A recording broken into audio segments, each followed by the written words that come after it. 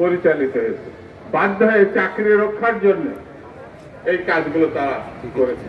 কিন্তু এখন গণতন্ত্রের সপক্ষে যায়, এই পরিবর্তন দরকার, মানসিক ব্যক্তি এই পরিবর্তন দরকার। এছাড়া আমরা ভালো কিছু করতে পারবো আমার মনে হয় না।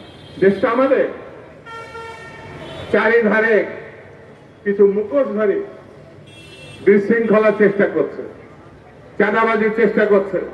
বিএনপি স্পষ্টভাবে বলেছে এরা দুষ্কৃতিকারী।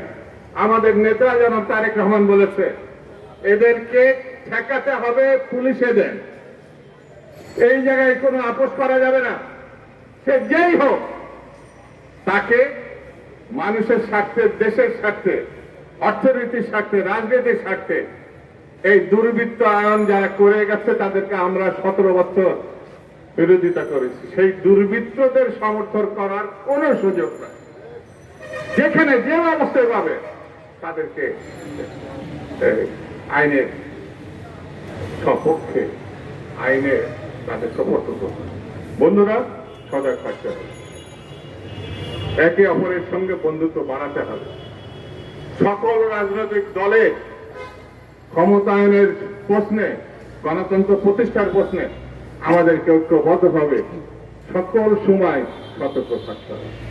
আমি আর বেশি কথা বলতে চাই না। আজকে আপনারা এখানে আমাকে দুটো কথা বলার যে সুযোগ দিয়েছেন, সেজন্য তাদেরকে আমি আমার বক্তব্য